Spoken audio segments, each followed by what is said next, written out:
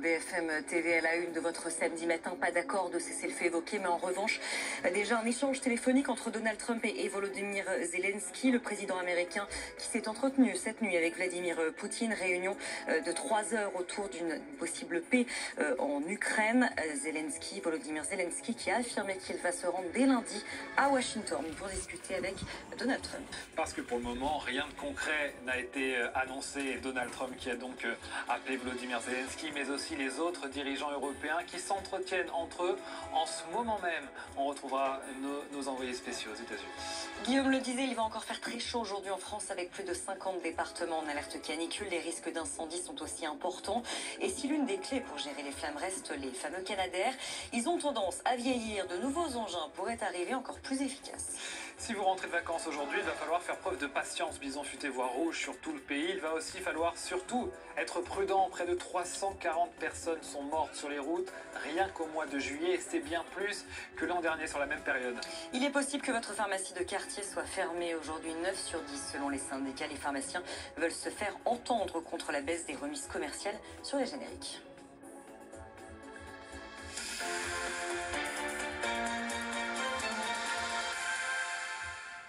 Réunion donc cette nuit entre Vladimir Poutine et Donald Trump. Une réunion pour évoquer la situation en Ukraine. Puis après la réunion de conférence de presse lors de laquelle les deux dirigeants ont évoqué quelques progrès. En revanche, pas de cessez-le-feu évoqué. Ce que l'on sait également ce matin, c'est que Donald Trump a eu longuement Volodymyr Zelensky au téléphone. Et le président ukrainien, Antoine Hollare, vous êtes en Alaska pour BFM TV, a déjà affirmé qu'il sera dès lundi à Washington pour rencontrer Donald Trump. Oui, exactement. Les choses se sont vraiment accélérées ces dernières heures. On va refaire le film un petit peu. Lorsque Donald Trump est remonté dans son avion pour se retourner vers Washington, il a passé un long moment avec Volodymyr Zelensky au téléphone, 1 heure de conversation. Dans la foulée, il a également parlé à plusieurs dirigeants des pays de l'OTAN, une conversation groupée avec notamment Emmanuel Macron, le chancelier allemand, la présidente du Conseil italien, également la présidente de la Commission européenne. Et puis, on apprend effectivement que Volodymyr Zelensky a été invité à se rendre à Washington. Ce sera lundi. Il rencontrera Donald Trump. C'est ce que le président ukrainien annonce sur son compte Telegram. Rencontre pour évoquer donc la suite de ce sommet qui a eu lieu ici entre Poutine et Trump. Un sommet dont il n'est pas sorti grand-chose. C'est même plutôt un échec pour Donald Trump qui espérait un cessez-le-feu, mais il n'a rien réussi à arracher à Vladimir Poutine qui campe sur ses positions et qui est toujours dans cette posture de dire que eh bien, si la guerre continue, c'est la faute de Volodymyr Zelensky qu'il présente comme un obstacle à la paix. Et évidemment, pour le président ukrainien, eh bien, il y a urgence à corriger cette impression qui est un petit peu rentrée dans la tête de Donald Trump. Et ce sera donc sa mission lundi à Washington, à la Maison-Blanche avec Donald Trump. Antoine Hollare avec Philippine David aux États-Unis pour BFM TV. Merci à tous les deux. Notre invité à présent, Petro Poroshenko. Bonjour, merci d'être avec nous en direct sur BFM TV. Ancien président de l'Ukraine, c'était juste avant Volodymyr Zelensky jusqu'en 2019. Vous avez suivi bien sûr, j'imagine, ce rendez-vous au sommet hier, le débrief aussi, s'il en est. Est-ce que vous restez optimiste ? Si on n'est pas optimiste, eh bien on ne peut jamais libérer le territoire de son pays. Nous avons une armée très forte, une coalition très solide en Europe. Nous avons le plein soutien de nos partenaires européens, y compris le gouvernement français, le Parlement français, la population française, le président français. Mais pour être tout à fait honnête, je n'ai pas de grandes attentes par rapport à cette rencontre en Alaska. Nous avons une stratégie très claire. Nous devons nous entretenir avec Poutine, pas en anglais ou en russe. Il faut parler avec Poutine en lui parlant le langage de la force. Et j'espère, je ne sais pas, mais j'espère réellement que Trump a eu l'occasion de s'exprimer en utilisant ce langage. Ce langage, c'est-à-dire que si Poutine n'arrête pas les bombardements, si Poutine ne respecte pas un cessez-le-feu, s'il n'arrête pas de s'attaquer aux civils ukrainiens, s'il n'arrête pas de tuer des civils ukrainiens, eh bien, il faudra passer au plan B. Que signifie ce plan B? Le plan B, ce sont plus d'armes en Ukraine, y compris des armes offensives, en plus des défensives, des missiles de longue portée, y compris des missiles français et britanniques. Il ne faut pas que Poutine se fasse des illusions. Il devra payer le prix fort s'il n'arrête pas la guerre. Deuxième point, nous devons accroître les sanctions. En effet, il faut empêcher Poutine de financer sa guerre. Troisième point, il faut commencer à utiliser les avoirs gelés russes pour renforcer l'Ukraine. Quatrième point, on ne peut pas accepter le chantage de Poutine contre l'adhésion de l'Ukraine à l'OTAN et à l'Union européenne. Et cinquième point, l'unité. L'unité doit être renforcée. Nous protégeons la démocratie en Ukraine, nous protégeons la démocratie et Poutine ne doit se faire aucune illusion. Et j'espère que le message positif, ce sera une prochaine réunion avec Poutine, Zelensky et la participation de Trump et la participation de dirigeants européens.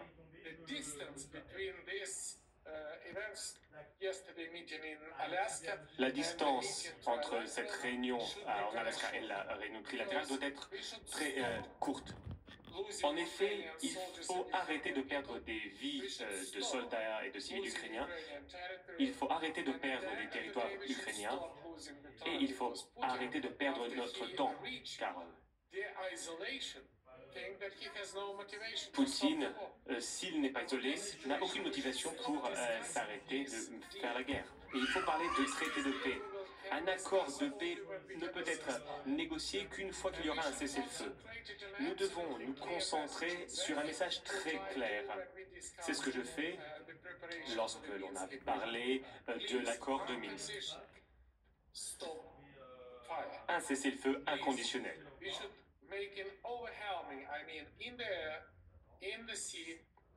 Un cessez-le-feu en mer, sur terre et dans l'air. Et il faut également des garanties de sécurité afin de s'assurer que ces promesses seront tenues.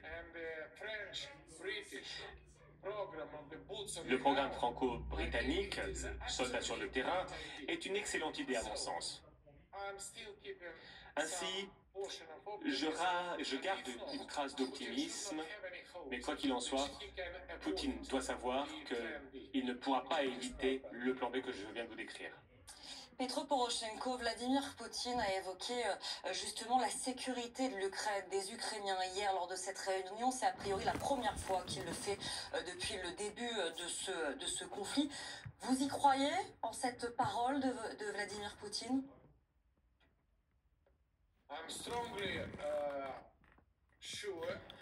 Alors, je suis convaincu d'une chose, c'est qu'il est possible de garantir la sécurité de l'Ukraine, de protéger, de garantir un cessez-le-feu. Mais ce n'est pas Poutine qui avancera dans ce sens. Poutine ne veut qu'une chose. Mais il faut arrêter, il faut faire taire les armes. J'ai beaucoup d'expérience, j'ai beaucoup négocié avec Poutine et je lui ai un message. Il ne faut pas lui faire confiance, il n'y aura pas de garantie de sa part. Poutine ne doit pas pouvoir se réarmer pour relancer une agression. Ce que nous devons faire, la première chose, c'est que il faut renforcer notre alliance. Nous devons transformer notre économie pour l'accès sur l'armée, utiliser toutes les technologies qui sont à notre portée et que nous avons développées pendant cette guerre pour renforcer nos forces armées. Il ne faut pas se faire d'illusions quant à Poutine. Il ne faut surtout pas que Poutine puisse penser qu'il peut remporter cette guerre. Les conséquences de cette guerre pour Poutine doivent être une catastrophe pour la Russie. Petro Poroshenko, Donald Trump s'est entretenu pendant plus d'une heure avec Volodymyr Zelensky, puis ensuite ils ont été rejoints par téléphone par les dirigeants européens. Et d'après la presse américaine, Donald Trump aurait expliqué à Volodymyr Zelensky que Vladimir Poutine ne veut pas de cessez-le-feu, mais préfère un accord global, tout simplement, pour mettre fin à la guerre, un accord pour la paix plutôt qu'un cessez-le-feu entre-temps.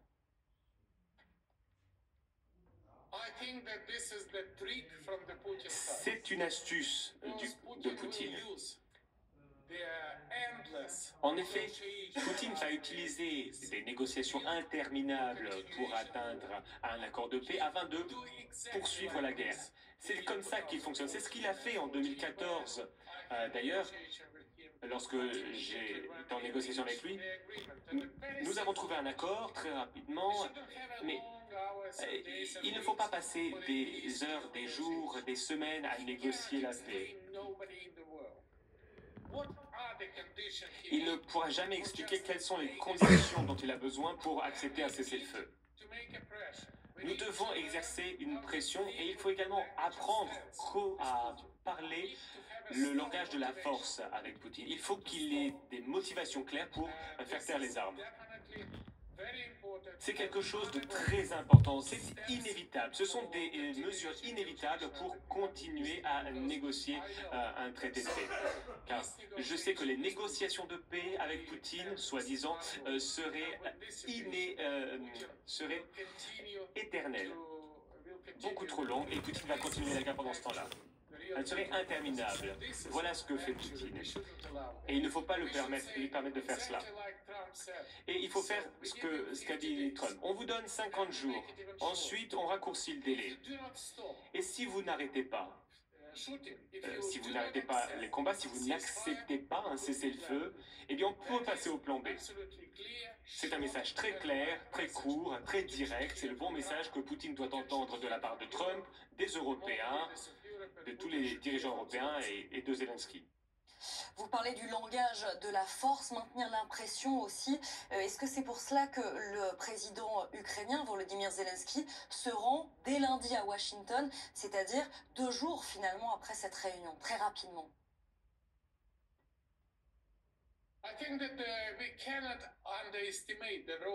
Il ne faut pas sous-estimer le rôle des États-Unis d'Amérique et le rôle du président Trump.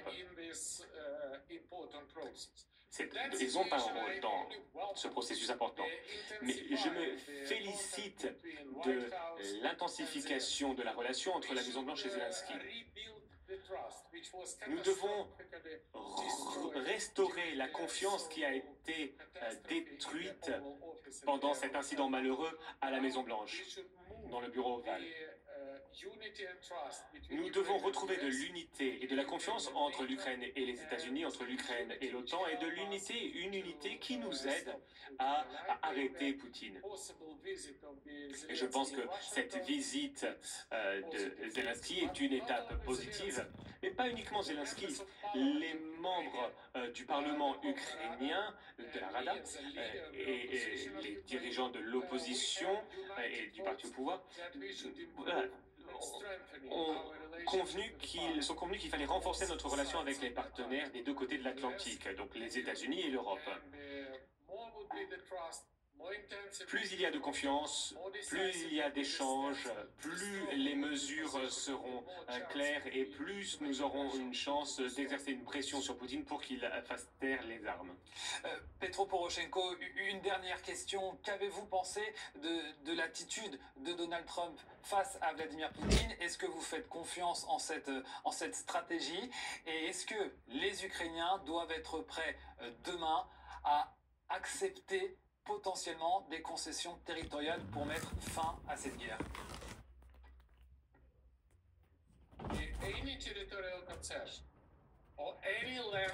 Toute concession territoriale, tout échange de territoire ne peuvent pas faire partie d'un cessez-le-feu. C'est ce que veut Poutine. Parce qu'il a bien compris une chose, c'est que ni le peuple ukrainien, ni le gouvernement ukrainien au pouvoir n'accepteraient une perte du territoire ukrainien à la faveur de Poutine. Je tiens à être très clair sur ce point. Ce n'est pas un échange entre un territoire russe occupé par les Ukrainiens et un territoire ukrainien occupé par les Russes. Non, Poutine veut simplement légitimer son annexion illégale et son agression illégale, son occupation de territoire ukrainien. C'est quelque chose qui est tout simplement inacceptable, ça ne peut pas faire partie d'un accord de paix.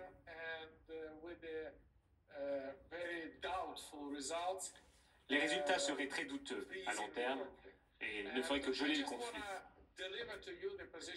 J'aimerais vous exprimer la position de l'Ukraine. Nous n'échangeons pas notre territoire. On ne marchande pas avec le territoire ukrainien. Ce serait un précédent très dangereux. Ce serait une grave violation du droit international qui pourrait se reproduire dans tout pays européen. Aujourd'hui, Poutine a remporté la Crimée. Demain, il pourra remporter la Corse en France. Après-demain, il pourra peut-être s'emparer de la Corse. Aujourd'hui, Poutine a remporté la Crimée. Demain, il pourra remporter la Corse en France. Après-demain... C'est un malade, lui. Hein. Personne dans le monde ne peut soutenir ces idées folles.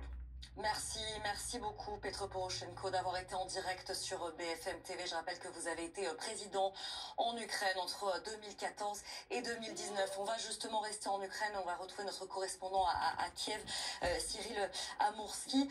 C'est vrai que je pense aux Ukrainiens qui, aux alentours de 10h30 heure locale, ont découvert que finalement leur président allait très rapidement répondre un peu aux premières informations qu'il y a eu autour de cette réunion entre le président russe et le président américain, puisqu'il sera dès lundi à Washington. Il ira rencontrer Donald Trump. Oui, tout à fait, c'est la dernière information qu'on vient d'obtenir après cet appel donc d'une heure et demie entre le président américain, le président Zelensky et ensuite les partenaires européens. Le président ukrainien a communiqué sur ses réseaux comme quoi il se rendrait donc à Washington le lundi. Il a annoncé également qu'il a eu un bon appel, un échange constructif, substantiel pour reprendre ses termes avec Donald Trump, et que toute question relative à la fin de la guerre seront donc discutées lors de cet échange le lundi à Washington. Il a également expliqué et annoncé qu'il était en faveur d'une rencontre à trois. D'ailleurs, ce n'est pas la première fois que l'Ukraine annonce qu'elle souhaite rencontrer le président Vladimir Poutine et qu'il faut des échanges directs entre l'Ukraine et la Russie sur des sujets différents tels qu'un cessez-le-feu. Et on apprend également, notamment grâce aux médias Axios, que selon ses sources, le président Trump a annoncé à Zelensky que Vladimir Poutine n'est pas intéressé en réalité par un cessez-le-feu, qu'il souhaite la fin, soi-disant, de la guerre, mais à ses conditions. Et ces conditions, il faut le rappeler, c'est notamment céder les 4 régions ukrainiennes que demande et revendique la Russie depuis 2022 et qu'elle contrôle en partie. Et ça, comme l'a précisé d'ailleurs le président ukrainien, l'ancien président ukrainien Poroshenko, pour la majorité de la population ukrainienne, c'est une ligne rouge absolue. Et donc pour l'instant, ici, quand on discute avec des Ukrainiens, le ressenti qu'on a, c'est qu'ils ne sont pas vraiment surpris parce qu'ils ne s'attendaient pas à grand-chose, mais ils sont tout de même déçus parce qu'il n'y a pas vraiment eu de décision en faveur de l'Ukraine. Bien au contraire, on a l'impression que Donald Trump a écouté Vladimir Poutine et qu'il est plus ou moins d'accord avec ses exigences, notamment sur des questions territoriales. Cyril Amourski en direct de Kiev pour BFM TV. Hugues Pernet, il y a ces informations, donc Volodymyr Zelensky qui se rend dès lundi à Washington pour rencontrer Donald Trump. On vient également d'assister à l'interview de Petro Poroshenko, le prédécesseur de Volodymyr Zelensky, qui a d'ailleurs aussi des ambitions pour prendre sa suite, et la position donc des Ukrainiens après cette rencontre avec Vladimir Poutine. Bon, vous avez déjà partiellement répondu à une question. Le discours de M. Poroshenko était un discours politique d'éventuels futurs candidats. Donc ça, c'est une chose. Ce qui me paraît vraiment important, c'est le silence qui règne sur ce sujet, qui montre qu'on est passé globalement d'une politique de communication, qu'il s'agisse des Occidentaux ou des Ukrainiens, à une véritable diplomatie. On discute quelque chose et on ne le met pas sur la place publique, ce qui montre qu'il y a matière à discuter. Alors, matière à discuter, ça peut vouloir dire deux choses. Ça peut vouloir dire qu'on peut essayer d'amender un texte, ou ça peut vouloir dire qu'on ne sait pas comment le refuser. et que c'est très compliqué de refuser la chose. Le fait que M. Zelensky aille à Washington me paraît fondamental et montre qu'on rentre dans un schéma quand même plus équilibré. Et ce qui me paraît très important aussi, justement dans ce silence actuel, c'est la coordination préalable à cette visite à Washington entre M. Zelensky et les Européens sans que cela se fasse sur la place publique. Donc je pense que là, il y a une effervescence qui me paraît intéressante. Mais comme je vous le dis, est-ce pour amender un texte ou est-ce pour savoir comment le refuser sans déplaire à M. Trump? Donald Trump qui s'est entretenu au téléphone pendant environ 1h30 avec Volodymyr Zelensky, mais qui a également Emmanuel Macron au téléphone. Hugo Capelli, vous êtes à Brégançon justement, vous suivez le président de la République. On sait que ça a été, il y a quand même un long échange entre le président français et le président américain. Oui, tout à fait. Emmanuel Macron qui se trouve donc juste derrière moi au fort de Brégançon. Et ça fait maintenant près de 2 heures que le président français est au téléphone. Alors le premier appel en effet était avec Donald Trump, mais pas uniquement entre Emmanuel Macron et Donald Trump. Il y avait d'autres dirigeants qui étaient présents, 9 dirigeants au total, dont Volodymyr Zelensky. L'Allemagne était représentée avec son chancelier Merz, les Britanniques avec Starmer, l'Italie avec Meloni, la Commission européenne également avec von der Leyen. Un appel donc plutôt long, rien n'a encore vraiment filtré de cette réunion. Il n'y a pas encore eu de réaction officielle des différents dirigeants. Il faudra évidemment scruter ça de très près dans les prochaines heures. Ce que je peux aussi vous dire, c'est qu'en ce moment même, il y a un autre appel qui a lieu, cette fois-ci non plus avec Donald Trump, mais uniquement entre les leaders européens, entre différents chefs d'État qui soutiennent Volodymyr Zelensky. C'est vrai que c'est important pour eux de se coordonner, voir en fonction de ce que leur dit Donald Trump, ce qui est acceptable ou non aussi dans la perspective de cette prochaine rencontre qui va avoir lieu dans 48 heures entre Volodymyr Zelensky et Donald Trump. On imagine donc que les téléphones vont chauffer tout au long de ce week-end et qu'Emmanuel Macron va bien évidemment y participer depuis le fort de Brégançon, donc où il séjourne pour ses vacances. Hugo Capelli avec Simon Pires de Souza en direct du Var pour BFM TV. Bonjour Jérôme Klech. Bonjour. En défense BFM TV. En un mot, les choses ne sont pas terminées. La rencontre d'hier, ce n'était que le début. On va reprendre la métaphore d'hier, celle du parfum annoncé quand même avant la conférence de presse, sinon c'est trop facile. La note de tête a été très décevante, parce qu'il n'y a pas eu grand-chose et on s'y attendait. Par contre, la note de fond risque d'être très forte, parce qu'en réalité, il y a sans doute un accord pour un protocole d'accord. C'est-à-dire qu'ils savent sans doute, Trump et Poutine, ce qu'ils ont en tête et ce qui va être proposé, et ce qui a peut-être déjà été proposé à l'Ukraine, raison pour laquelle Volodymyr Zelensky se presse à Washington. Et la question, ça va être comment faire accepter et à quelle vitesse faire accepter ce qui sans doute a déjà été entendu entre le président américain et le président russe. Sur les concessions territoriales, là, il y a à mon avis une marge de manœuvre très faible, pour pas dire inexistante, et peut-être plus importante sur les garanties de sécurité. C'est la seule inflexion, évidemment, qui a été dite, c'est la seule chose un peu substantielle qui a été annoncée par le président russe hier. Vous restez avec nous, on y revient bien sûr sur BFM TV dans un instant, dans le live week-end avec Marie-Jean Tric et Pierre Barbin, toutes les dernières informations après ce rendez-vous historique hier soir entre Donald Trump et Vladimir Poutine. Les choses avancent ce matin et on suit ça en direct sur BFM TV. Très bonne journée. Week-end première, c'est demain à partir de 6h. Tout de suite, c'est la météo. Voilà, bon, vous avez compris, faut voir.